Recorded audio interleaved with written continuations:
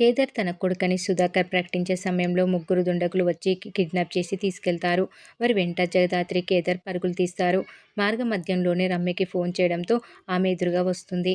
దీంతో కిడ్నాపర్లు సుధాకర్ను వదిలేసి పారిపోయే క్రమంలో రోడ్డుపైకి నెట్టేస్తారు. వెనుక నుంచి వచ్చిన కారు సుధాకర్ను గుద్దేయడంతో తీవ్రంగా గాయపడతాడు సుధాకర్. ఇక తండ్రిని వెంటనే కేదార్ ఆసుపత్రికి తరలించి ఆపరేషన్ చేయిస్తాడు. అయితే సుధాకర్ని కొడుకు యువరాజే కిడ్నాప్ చేయిస్తాడు.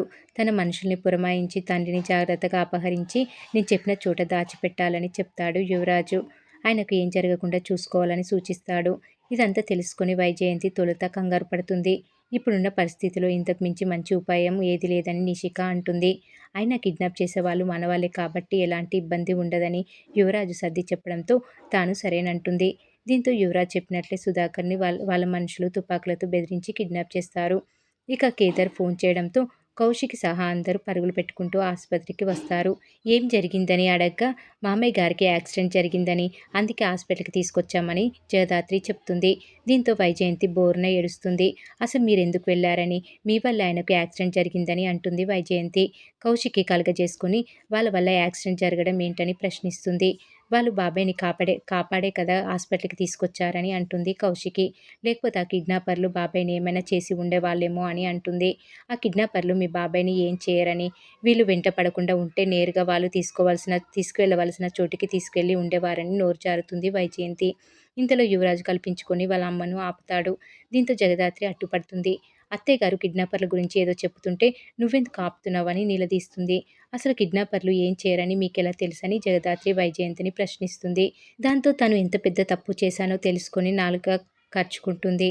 వెంటనే నిషిక కలుగజేసుకొని యువరాజ్ ఆపింది అందుకు కాదని, మామయ్యకి ఇంత పెద్ద యాక్సిడెంట్ జరిగితే హాస్పిటల్లో ఈ గొడవ ఏంటని ఆపాడని టాపిక్ డైవర్ట్ చేస్తుంది నిషిక.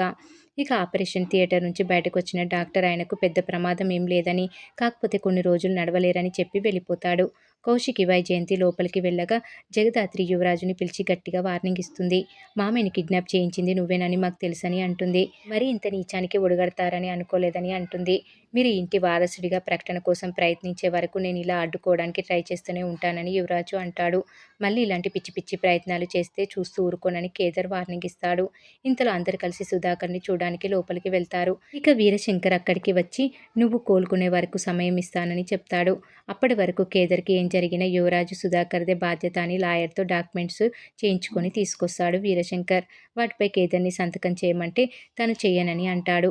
నా ఫ్యామిలీ నుంచి నాకు ఎలాంటి ముప్పు లేదని చెప్తాడు. మరి ఏం జరగబోతుంది అనేది రాబోయే ఎపిసోడ్లో తెలుసుకుందాం.